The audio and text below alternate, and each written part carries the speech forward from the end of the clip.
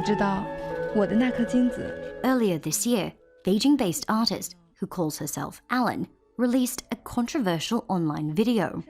The personal ad wasn't put out in search of love or a job.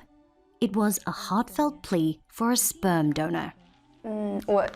As I grow closer to being 30 years old, I still have no plan of getting married. So I was wondering if it's possible to have a child without getting married in China, and I realized it was still a very difficult thing.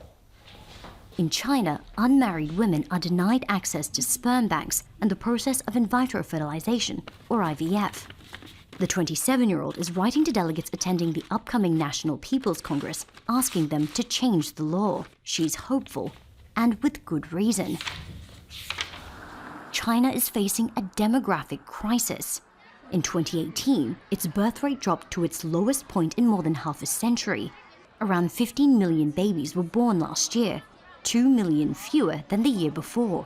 If the trend continues, that could spell trouble for the economy. If we keep having this very low fertility rate, in a macro sense, the whole nation will be doomed. The economic growth will stagnate, even stop. Innovation, investment, everything will shrink. China's economic growth miracle of the past 40 years was largely powered by its large workforce. But many of those workers have now retired, and they're not being replaced. China's population is aging fast. By the year 2030, about a quarter will be over the age of 60.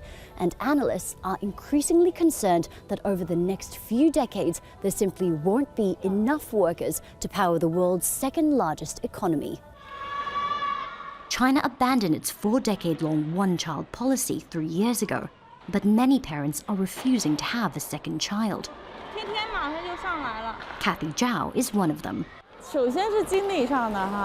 It's very expensive. If we had another kid, I'm not sure we could afford it. Although I know it would be good my son to have a younger brother or sister, so he wouldn't be so lonely. Desperate to convince families to have more children, local governments are offering tax breaks and subsidies, as well as tightening access to abortion and divorce. But experts say it's not enough. They're hoping the Communist Party will put an end to birth limits altogether. But facing an economic slowdown and a drawn-out trade war with the US, Beijing has more pressing concerns. Still, Alan is confident the laws will soon change in her favor. Her quest to become a single mother continues. Katrina, Al Jazeera, Beijing.